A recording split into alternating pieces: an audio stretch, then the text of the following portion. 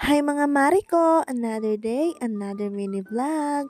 Gusto mo yun? Gusto ko yun. Ngayong araw nga pala ay may kailangan tayong i-rescue na hair. From other salon nga po pala siya nagpagawa. Ang pinagawa niya lang naman po ay nagpa-hair, color and treatment and nagpagupit po. After a day, ito na po ang nangyari sa hair niya.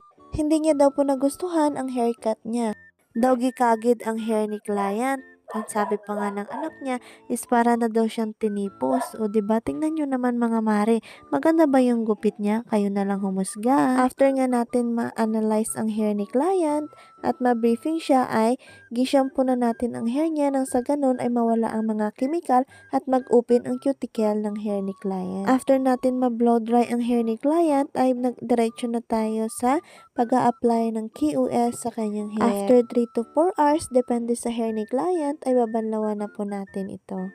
After nga po pala natin mabanlawan, ay binlower na po natin ito. And fast forward mga mare ha, ayan, super ganda na ng hair ni client, natanggal na rin yung mga wavy hair and dryness ng hair niya. And ito na po siya nung tuyo ng mga mare.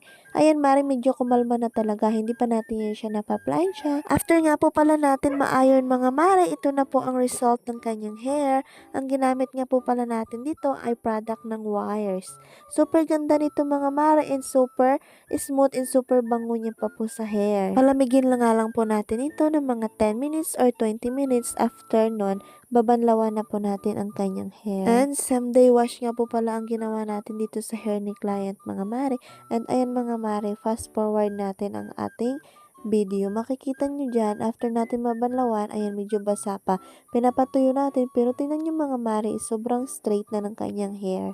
Kaya kung ako sa inyo, magpa-keratin opti-straight na po kayo sa amin kung yung mga hair nyo dyan is mga damaged hair na.